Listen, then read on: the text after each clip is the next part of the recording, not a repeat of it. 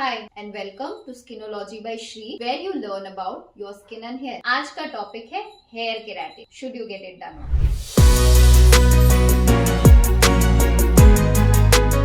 Let's understand what's hair keratin before deciding we should get it done or not. Keratin क्या हो? Keratin is a protein which is already present in your body. Keratin already है आपके skin में, hair में, nail में. Keratin ही है जो determine करेगा कि आपका हेयर स्ट्रेट होगा, वेवी होगा या कर्ली हो. सो बेसिकली जब आप एक केराटिन ट्रीटमेंट के लिए जाते हो, उसमें जो क्रीम्स यूज होता है उसमें एनिमल केराटिन का सोर्स होता है, जैसे कि एनिमल फेदर्स, वुल्स, हॉर्न्स, और उसको केमिकल के साथ मिक्स किया जाता है, जैसे कि फॉर्मेल्डिहाइड या ऐसे केमिकल्स जो फॉर्मेल्डिहाइड रिलीज करते हैं. नाउ जब वो क्रीम्स आपके हेयर पे लगाया जाता है तो आपका जो नेचुरल केराटिन है उसको वो ब्रेक कर देता है, आपके हेयर को रिलैक्स कर देता है, और उस time animal source of keratin उसके साथ बाइंड करता है.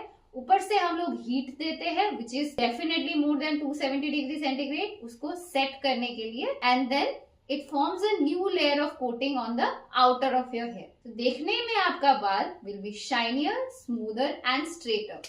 सो does it helps with your hair fall और does it help with your hair? जैसे कि आप अब तक प्रोसेस समझ गए. It can give you a healthier looking hair but it is not going to help in your hair fall. Rather keratin treatment के बाद आपके हेयर वीक हो जाते हैं क्योंकि उसका नेचुरल केराटिन हम लोग ब्रेक कर चुके हैं, तो हेयर फॉल इंक्रीज होने के चांसेस बढ़ जाते हैं. So if you ask me about the side effects, the first thing is while application you can have irritation and itching.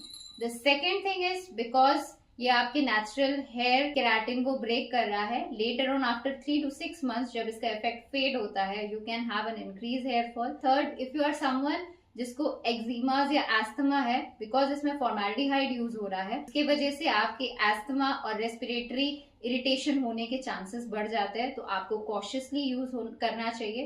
And fourth, if you are a pregnant woman you should definitely avoid it. But अगर आपने ठान लिया है कि भाई हम तो करा के छोड़ेंगे, तो this are the few things you should keep in mind. First, you should not repeat the process more than twice in a year. Second, if you are doing it, you already know you are supposed to use a paraben and sulfate free shampoo. Third, you should go for deep conditioning of your hair, like you can use a keratin containing conditioner, or you can use any oil of your choice to oil your strands. Then you should avoid taking baths in chlorinated swimming pools or going for ocean taking a bath.